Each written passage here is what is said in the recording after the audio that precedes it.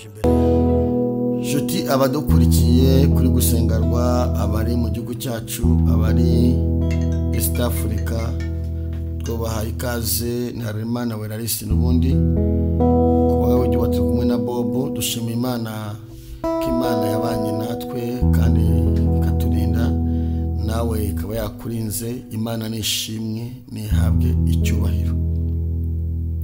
Dushimiye komenti abantu baduha komenti, dushimiye abantu bakora subscribe bakora share mwese, dushimiye n'abantu badusengera baterangwa bagusengerwa.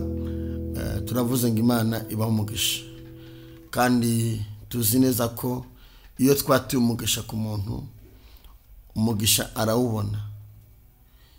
Ndashaka kuvuga ku gihe igihe cy'Imana yo cyageze kiba cyageze nta muntu ugihagarika. Turashimira abantu bari mu Bubiligi, turashimira abantu bari muri Amerika, turashimira abantu ba East Africa. Imana ibamugisha abari mu Faransa mwese ndavuze ngo Imana ibamugisha.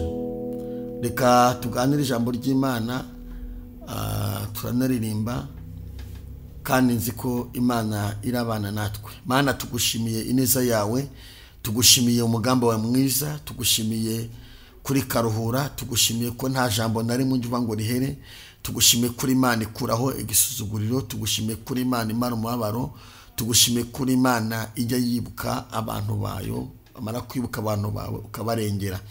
Tugushimiye kuri Imana igifatamiri imigambi y'abakonikoni kavaho, tugushimiye kuri Imana igifatamiri imigambi y'abarozi kavaho. Unyemerere Kristo ubaye natwe muri kano kanya, ubwiza bw'Imana buganze umuntu wese uzadukurikira, abari mu gihugu cyacu, abari ku migabane itandukanye y'isi. Turavuze ngo ubwiza bw'Imana buganze kuri bo, imbaraga z'Imana zibabeho, umwuka w'Imana nabe kuri buri muntu wese. Turavuze ngo igitinyiro cy'Imana gituweho muri byose kandi ukiza indwara, uruhura imitima, uzura abantu bawe, urema amashimwe ku bantu. Urakoze Mwami, kubikoze mu izina rya Yesu, amen.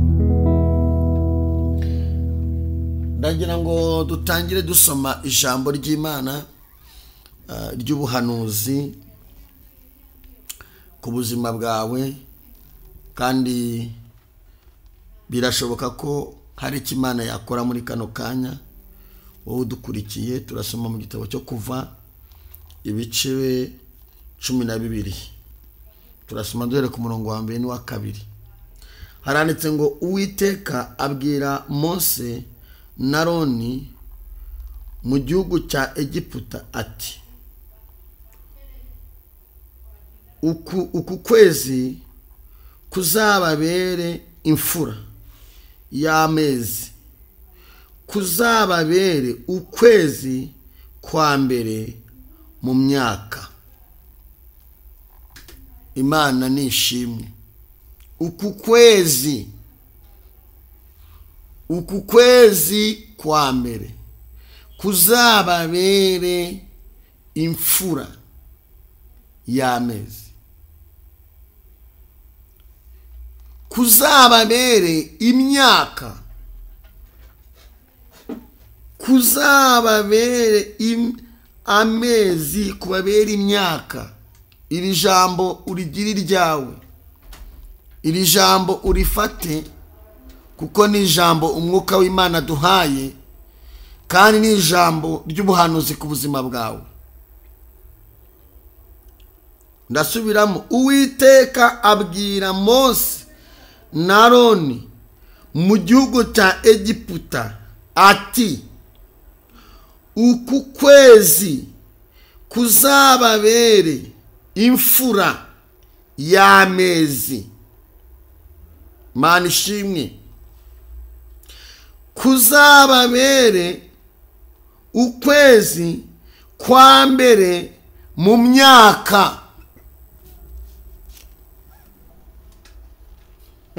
Mana ishimwe. Nguhaye ikaze wowe nkurikiye.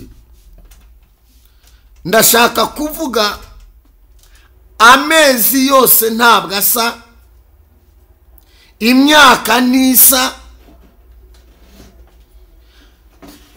amanywa yose ntabwo aba ari amwe, weekend zose ntago abari zimwe, iminsi iratandukanye. Hari ukwezi wabayemo uba mu kwezi ko kurira, hari ukwezi wabayemo uba mu kwezi ko gusuzugurwa. Mana ishimwe. Nusoma aya mateka, ugasoma aya mateka ya Mose na Aroni, urasanga hari ukwezi Mose yabayemo, hari amezi yabayemo yo gusuzugurwa, hari amezi yabayemo aba kwa Farawo, hari amezi yabayemo arerwa, hari amezi yabayemo. Urasanga hari amezi Abisirayeli babayemo y'ubucakara, hari imyaka babayemo y'ubutayu, ariko hari n'amezi Imana yari bagabije. Muzanye ubuhanuzi kuko umuka Imana mbwiye ngo hari ukwezi Imana izanye kugiye guhindura ubuzima bwawe. Ubuzima bw'umuntu buhindukira mu minsi cyangwa se mu mezi. Aba ari iminsi, ikaba amezi, ikaba imyaka. Imana ishimwe. Hari ukwezi wabayemo abantu ntibakumenya, abavandimwe barakwibagirwa, inshuti zirakwibagirwa, umuryango urakwibagirwa. Hari ukwezi bene data umuntu abamo akajya abona atariho kandi ariho. Hari ukwezi umuntu abamo, hari ukwezi umuntu abamo akabona ariko ubu ngubu buzongera buke. Ari abantu baririmba ngo hari igihe umuntu aba mu kigeragezo gikaze, abantu bakakuvuga ngo uragana hehe. Ubu uri mu kwezi kw'intambara, ukwezi kw'intambara, ukwezi kw'ibibazo, ukwezi kw'ibitutsi. Hari ukwezi umuntu abamo ko gutukwa gusa, abantu bakajya bamutuka. Wava muri karitsiye bagutuka, aho ugeze bakagutuka. Hari n'ukwezi umuntu abamo, umuntu akaba mu kwezi ko gusuzugurwa, umuntu wese akagusuzugura, n'utari kugusuzugura akagusuzugura. Imana ikurinda ayo mezi mu izina rya Yesu. Imana ishimwe. Ikintu nkundira Kristo, ikintu nkundira Imana, nuko ayo mezi yose Imana ibiyazi. Ayo mezi yose tubamo Imana irayazi. Hari ukwezi ubamo ugasuzugwa no mu rusengero, ubamo bakagusuzugura ugahinduka zero, warubahagwa ntibongere kukubaha. Hari ukwezi ubamo ukamanuka ukajya hasi. Abisirayeli babaye mu mezi y'imibabaro, bakata icondo, baratukwa. Ariko ijambo ravuze ngo Uwiteka abwira Mose na Aroni, arababwira ati noneho Mose na Aroni, uku kwezi noneho mbaremeye ukwezi kuzaba bene ifura mu mezi, mu myaka yose. Ntikuzamere nk'andi mezi, ntikuzase nk'andi mezi, ntikuzacane nk'ayandi mezi, kubabera imfura. Uwiteka aba ukwezi aba arakuremye, akuremera abantu b'Imana.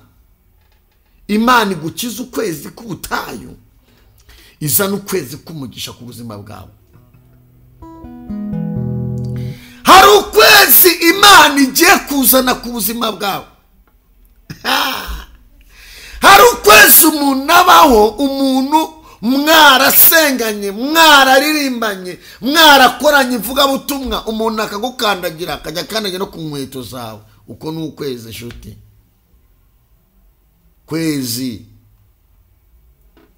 Kwezi gutuma umuntu yibagirana, kugatuma uvaho kuri ukava neza. Hari ukwezi uba mu buzima bakakuroga, bakajya bahera ku wa mbere bakuroga ku wa kabiri, ku wa gatatu, ku wa kane, ku wa gatanu, ukamuzima bw'amarozi gusa, amarozi. hari ukwezi wa muri umukobwa ka mu kwezi ko kubembwa gusa, hari ukwezi wa muri umugabo ka mu kwezi kw'ibihombo gusa, ukajya uhomba ugahomba ugataha abandi bari kunguka. Hari ukwezi ubamo bakakwita amazina. Nje kukubwira ko hariho Imana ihindura amezi mabi. Tekosika mandora. Hari Imana ifata amezi y'umubabaro w'umuntu ikayahindura ibyishimo.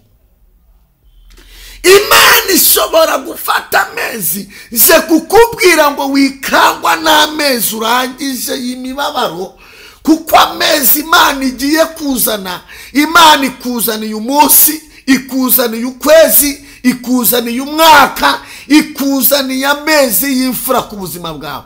Hari amezi Imana igiye kuzana ku bantu b'Imana.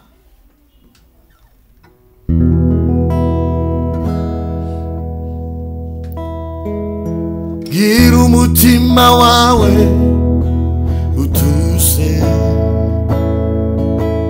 bwira umutima wawe utuse, iyabanye nawe cyagiye iri kumwe nawe, humura izagusiga. Iyabanye nawe cyagiye iri kumwe nawe, humura bizagusiga. Bwira umutima wawe tuze, bwira umutima wawe tuze, iyabanye nawe cyagiye iri kumwe nawe, humura nshuti yanjye izagusiga. Iyabanye nawe cyagiye iri kumwe nawe, humura izagusiga. Iyabanye nawe muri ya nzara iri kumwe nawe, humura yoyo ntizagusiga. Iyabanye nawe muri ya madeni iri kumwe nawe, humura izagusiga. Iyabanye nawe muri bya bibazo iri kumwe nawe, humura humura izagusiga.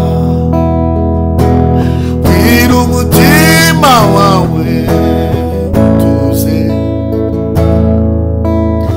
bwira umutima wawe tuze, iyabanye nawe abantu bagutaye iri kumwe nawe, humura izagusiga. Iyabanye nawe cyagiye iri kumwe nawe, sharabora, humura humura izagusiga.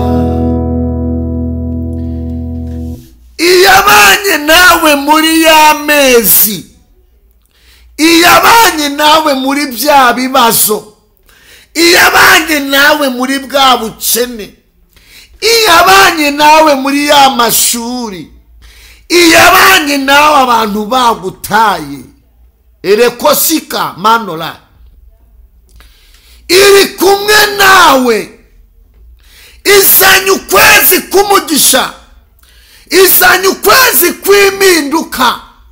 Hari ukwezi kumugisha Imana izanye ku buzima bwawe, uku kwezi ni ukwawe. Hari ukwezi Imana izanye gutandukanye n'ayandi mezi umazemo igihe kirekire. Hari ukwezi Imana izanye kugiye kuvanaho ikimwaro. Nshuti, umuntu agira ukwezi, Imana izana ukwezi bakakoza inzara, Imana izana ukwezi bakakoza mu mutwe, Imana izana ukwezi bakaguhanagurira ikositimu. Imana izana ukwezi bakagushakira icyicaro. Haleluya! Imana izana ukwezi bakagushakira intebe. Iyo Imana izana ukwezi n'ingwe bakajya bazihanagura bakavuga ati Kadete. Imana izana ukwezi umva. Izana ukwezi ingoyi bakajya ati Kadete ureba neza. Wareba hasi ati oya burajya bareba gutya. Imana izana ukwezi uwo munsi ntiwisokoze. Bakati umusatsi wawe uryamisha. Imana izana ukwezi imiryango igahaguruka bakazanura gusokoza n'urajya ashyiraho bya bintu bashyiraho hakoze kunwa byita bashyiraho umuntu agacya n'agaheri nikagaragara uko n'ukwezi Imana izana.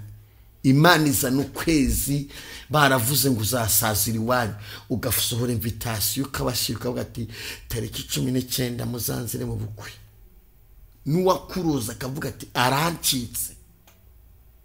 Nicaye hano umwuka w'Imana mbwiye ngo nimbwira abantu ko hari amezi y'umugisha Imana izanye ku buzima bwabo.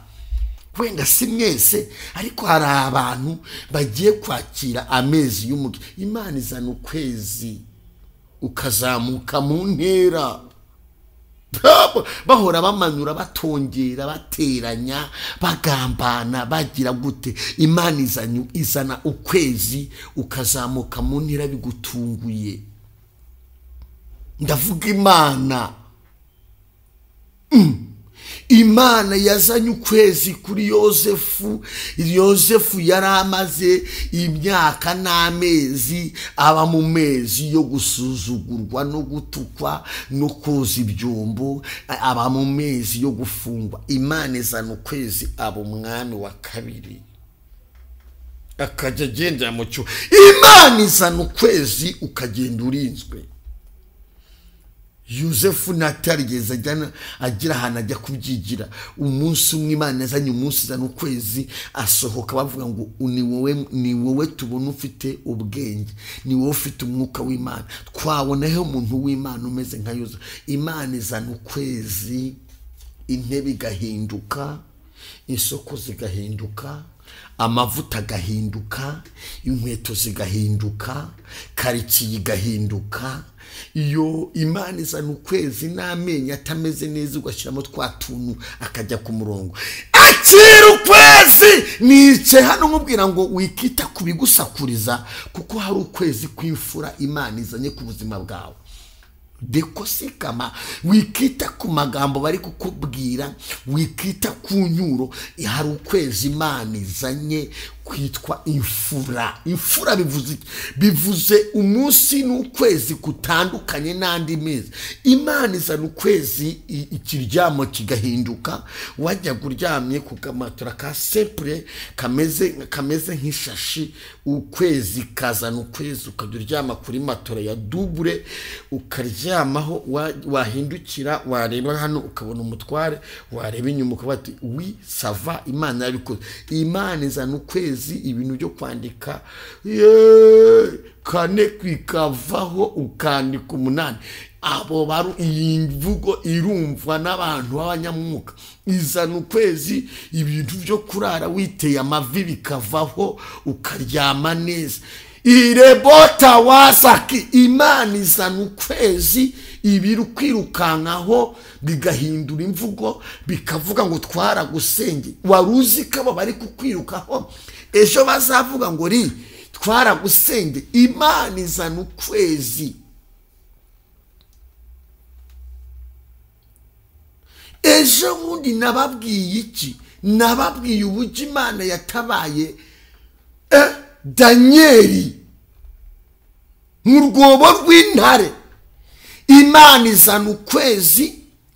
Danieli yari amaze iminsi ari mu kwezi ko gusuzugurwa no gupingwa no kugawa. Baramugambaniye ari kuri iyo minsi mibi, ari ku mezi mabi.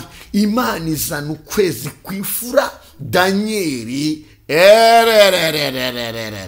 aragabirwa, baramugabira ava mu rwobo rw'intare, kandi Imana yizanye ukwezi kw'imfura iza guhekenya ibyenda kuguhekenya. Hari ibintu byenda kuguhekenya bikwasamiye, hari ibikwasamiye byasamiye abana bawe, byasamiye umuryango wawe, byasamiye akazi kawe, byasamiye inshuti zawe, byasamiye amashuri n'iterambere ryawe. Irebota wese ni Imana izanye ukwezi kw'imfura ija guhekenya bya bindi bikwasamiye. Abantu bari bacuze imigambi mibi kuri Danieli bikageraho bemeza umwami, kandi umwami yarakundaga Danieli. Uzi umwami yabwiye Danieli ngo Danieli, Imana yawe ukorera irabasha kukurokora, humura. Ariko itegeko umwami yari yarisinye.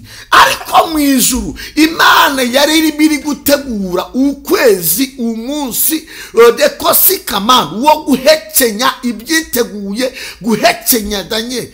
Umva nkubwira uko ijambo ry'Imana rivuga icyabaye. Hari abantu bateranye batumye uba mu minsi wa mu matariki uba mu myaka y'amarira.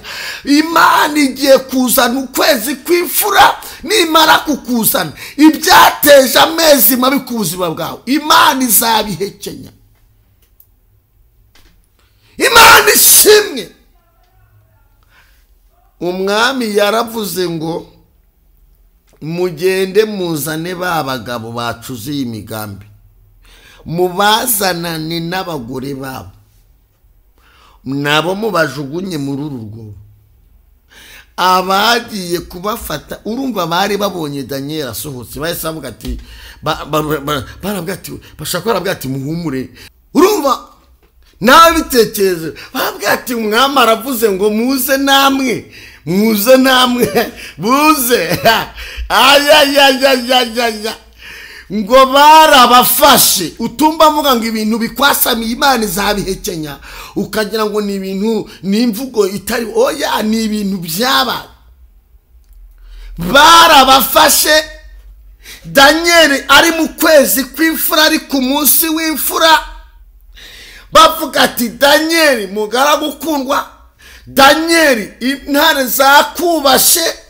Iyi Imana yazanye ukwezi kw'imfura ku muntu, ibikomeye Imana ibihindura ibyoroshye, ibimeze nk'imisozi Imana ibihindura ibyoroshye, ibintu byananiranye Imana ibihindura ibyoroshye. Barabafata nshuti yanjye, babajugunya muri rwa rwobo. Bibiliya iravuga ngo batari bagera mu rwobo, intare zibasamira hejuru zirabamenagura, zabariye batari bagera mu rwobo. Urwobo bagucukuriye, ababiteguye, ibyo bateguye hari igihe aribo bizahitana. Ndahanuye ibyo bintu, imigambi mibi yari iri kuri Danieli yari yarateguwe, byarangiye abayiteguye ari bihitanye. Nimba hari iminsi mibi, ni iminsi mibi iriho muri kino gihe. Hari iminsi y'ibigeragezo ufite ku buzima bwawe, hari iminsi yo gusuzugurwa papa, hari iminsi yo kwangura. Ariko nje kukubwira ko Imana izanye ukwezi kw'imfura ku buzima bwawe. Ntabwo uzakomeza gutura mu mezi y'amarira, oya. Farawo yaribeshe aravuga ati byanga byakunda ababo bazakomeza kuba mu mezi y'amarira. Imana yari yamaze kuvuga ngo uku kwezi kuzababere ukwezi kw'imfura mu yandi mezi yose mwabonye, kuzababere imfura mu myaka yose. Dewe sikam agira ngo ni bya bindi, kandi we ndabigira gute, agira ngo ni ibisanzwe. Umva icyo Imana yakoze.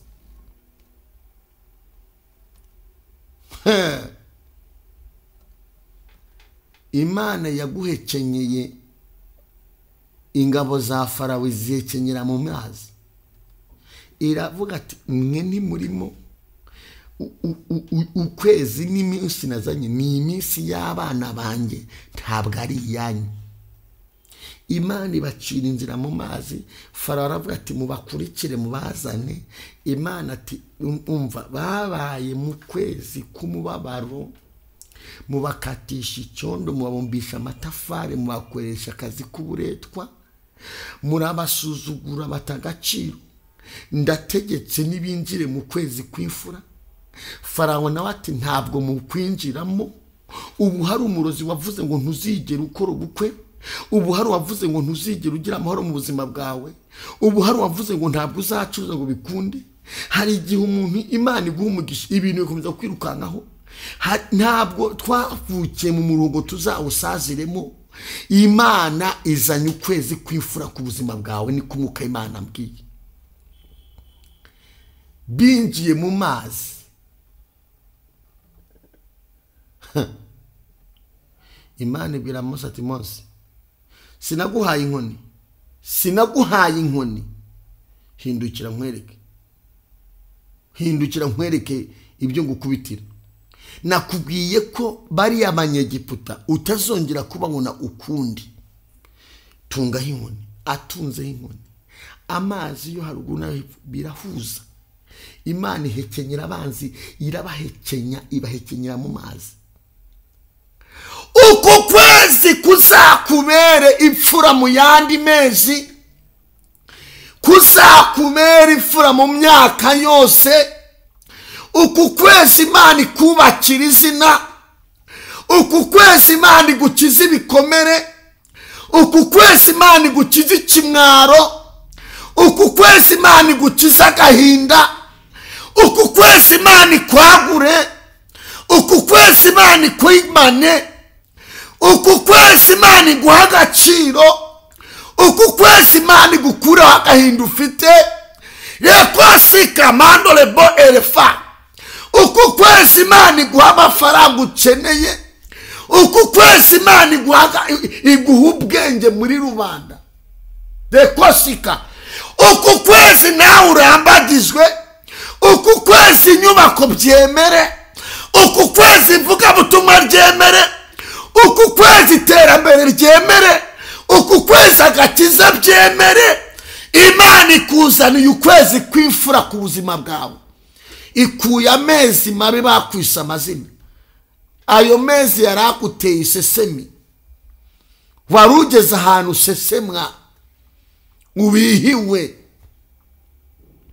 Warugeze ahantu naniwe. Uku kwezi kukubere ukwezi kudasanzwe mu muryango wawe. Uku kwezi kukubere posinima. Uku kwezi Imana ihindura amateka mu mitekerereze yawe, amateka y'iwe ku buzima bwawe. Turakira ukwezi kw'imfura mu gihugu cyacu. Turakira ukwezi kw'imfura mu buzima bwacu. Turakira ukwezi kw'imfura mu ivugabutumwa. Imana icagagura imbaraga zikurwanya ku buzima bwawe. Uku kwezi Imana ikuriho ibyakwitambitse. Uku kwezi Imana ikureho insingo zikuriho. Uku kwezi Imana igukureho umuruhuko umazeho imyaka. Uku kwezi Imana igukureho za karande. Iyere bode wini mandore pa. Uku kwezi Imana igukure mu madeni umazemo igihe. Uku kwezi Imana igukureho imyanda bakuroze. Shekosika lemo enema. Imana izanye ukwezi mu isaha yo gukira ibikomere. Ene wakosinima. Imana izanye ukwezi mu isaha yo gukira ibikomere hano kuri gusengarwa. Imana izanye ukwezi. Hari ibyo ugiye kugenda hejuru. Hari ibyo Imana itesheje agaciro. Hari ibyo Imana ivuguruje. Hari ibyo Imana irambiwe. Hari agasuzuguro Imana ikuye ku buzima bwawe. Imana izanye ukwezi ko kuzura umwuka we. Elewo treboke enemandore pa. Hari ukwezi Imana izanye mu murimo w'Imana. Hari ukuntu Imana igiye kurenganura abantu b'Imana. Tope enema. Hari ibyo Imana igiye kwanga. Hari ibyo Imana igiye kwanga. Hari ibyo Imana igiye kwanga ku buzima bwawe, mu muryango wawe, mu kazi kawe, mu murimo w'Imana. Ndahanuye ukwezi kumugisha. Ndahanuye ukwezi kw'imfura. ukwezi imana izanye kuvanyeho amagambo wavuzwe tekosika mandora newasikara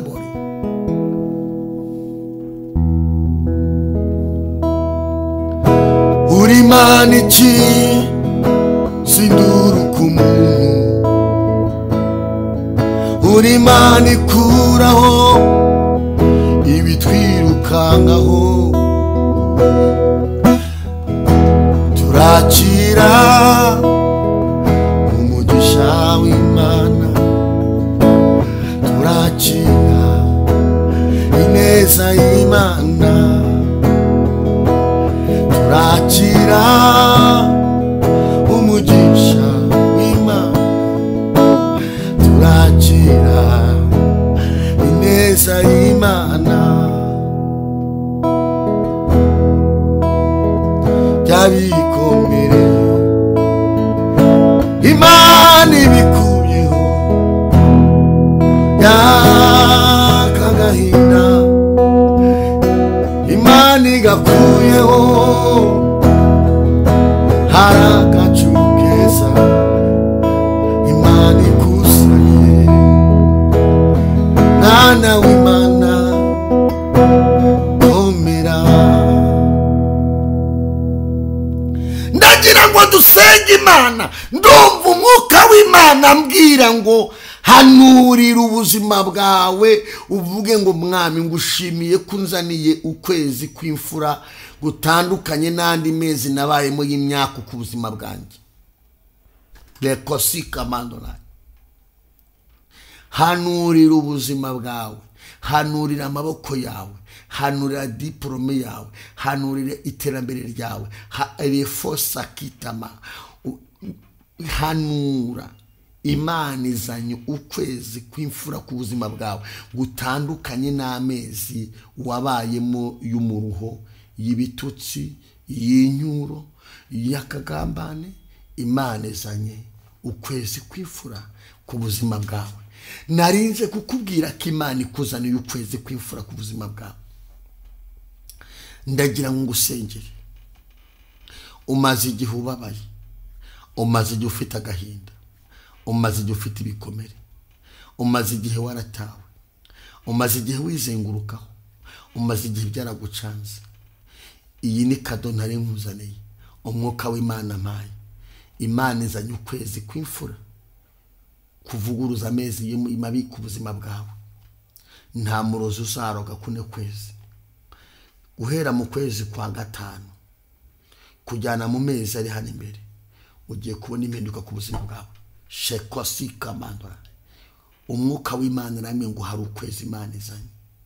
Kandi wowe nkurikiye aka kanya, guhera kuri iyi tariki hari umunsi Imana izanye impinduka. Ntabwo ibikwirukankaho bizagutura. Reka mbabwire, ubuzima bw'umuntu, ikintu kibubaho umuntu akababara ni kimwe, ni urupfu. Iyo umuntu apfuye biba birangiye. Haba hari ukwezi kw'imfura Imana izazana ku buzima bw'umuntu. Ikintu gishobora kubaho ukubona urarangiye ni ukuba ngo urapfuye. Niki kintu kibaho umuryango gahinda umushyitsi, igihugu kigahomba, abavandimwe bakarira, abantu bose bakabati twagukundaga. Ibindi byose bakwikoreza kuba Imana yarakwimanye ikarinda ubugingo bwawe, ikakurinda ntupfe, bakakuroga ngo upfe ntupfe, ukaba uriho. Ndajya nkubwira ngo Imana izanye ukwezi kumugisha ku buzima bwawe. Izanye ukwezi, izanye iminsi, izanye imyaka, izanye iminsi, izanye ukwezi, izanye imyaka. Izanye ukwezi, wabirya ukwezi ugataha ukicara. Hari ikinyuranye Imana izanye, hari ubuzima Imana ize kuguhindurira abantu batigeze baguhindurira. Abantu se baguhindurira iki Imana itabyemeye? Abantu se bagukorera iki Imana itabikwemereye? Abantu se baguha iki? Ntacyo baguha. Nzi abantu bagiye bakorera Imana mu matorero atandukanye, bagakora umuntu agakorera Imana guhera mu myaka 15 agakorera Imana, bakamuhemba ibitutsi, bakaguhemba inyuro, bakaguhemba ibikomere mu madini atandukanye. Nzi abantu bakoreye bene wabo ukacumucururiza ari mukuru wawe, ukamucururiza akagura benza, akagura yinda kubaka inzu, akagubwa neza, yarangiza akakubwira ati sinakubyaye, ubuntu bw'Imana bujyane nawe, ukaririmba urw'ubunyi. Nzi abantu bagiye bakora ibintu bitandukanye, Imana itabanye nawe inshuti yanjye, Imana itakuzaniye ukwezi kw'imfura ku buzima bwawe, abantu baragukaraba. Imana itakuzaniye ukwezi kw'imfura, abantu baraguhanahana. Ariko Imana ikuzaniye ukwezi, yewe da, Imana ikuzaniye ukwezi kw'imfura ikagushyira mu biganza byawe, ba bantu bose baragushaka. N'uwakwanza aragushaka, n'utakuza aragushaka. Ugira umuryango utaruzi, ugira abavandimwe utaruzi, ugira utuzina twiza cyane, amazina arahinduka. Akira ukwezi kw'imfura ku buzima bwawe. Ndavumye ukwezi kumubabaro ku buzima bwawe, ndavumye iminsi y'imibabaro, ndavumye imyaka wabayeho y'imibabaro. Imana niyishimbuze imyaka y'imfura ku buzima bwawe, imyaka yo kwakira, imyaka yo gukora, imyaka yo kuzura umwuka wera, imyaka myiza, imyaka y'agakiza. Uzi kuntu umuntu abaho, hari igihe umuntu aba mu myaka y'ibyaha, y'ivurugutaba, yarapfuye ahagaze. Akira imyaka yo gukorera Imana, yo kubona umukozi w'Imana mu muryango. Abantu bakakora bakagira ubwoko, bakagira ngo urabica kubera ukuntu umeze, warapfuye uhagaze. Akira umwaka w'imfura ku buzima bwawe, nawe ukorera Imana, nawe uvugira Imana, amazina ahinduke. Wabaye mu mezi abantu babona utambuza bati ubwo atambutse arabihitana. Hari amezi wabayemo watama ati ubwo yadusuye telefone ziragiye, ubwo yadusuye ibi biragiye. None Imana iramwe ngo Imana ibihinduje kukuzana amezi yo gukorera Imana. Piwa te kosika mandora. Hari ukwezi wabayemo mushiki wanjye, watambuka abantu bose bakujyanira inzara mu kazi. None Imana nzanye ukwezi kujya bakugisha inama, bakubwira ati watugira inama. Akira ukwezi kw'imfura, nicyo cyatumye nicara ahangaha. Imana izanye ukwezi kw'imfura gukuraho amezi y'umubabaro ku bantu b'Imana. Reka gusengera. Nimba ufite kwizera, ndagira ngo dusengane nawe. Nimba utizeye, ibyo ntibindeba, icyangombwa nuko ngewe mvuze icyo Imana imbwiye. Nimba ufite kwizera, reka dusenge. Nimba utizeye, ubwo uzategereza abandi. Ariko nanone kubwa ko ubwo buzima ubayemo, Imana igushimbuza ukwezi kw'imfura, ni ku mwuka w'Imana ambwiye. Icyakora nimba utarakizwa, ukaba ukiri mu byaha, urasabwa kwakira Yesu nk'umukiza. Kuko biravuze ngo sinafata ibyo kurya byanjye ngo mizunyire imbwa cyangwa ingurube. Oya, nimba utarakizwa, urasabwa kuba mu byaha, urasabwa kwakira Yesu nk'umukiza ugakizwa. Nukizwa amateka yawe, Imana irayahindura, abantu bazatangazwa n'ibyo Imana igukoreye. Mana, mu izina rya Kristo wa Nazareti, uri Imana y'ububasha, uri Imana ikomeye, uri Imana ifite imbaraga, uri Imana ifite ubutware, uri Imana ivura ibikomere, uri Imana ikiza, uri Imana ihindura amateka. Ndasengeye umuntu wese utarakizwa, yakire Yesu nk'umukiza akizwe. Ndasengera uwari urwaye, Mwami umuhe gukira.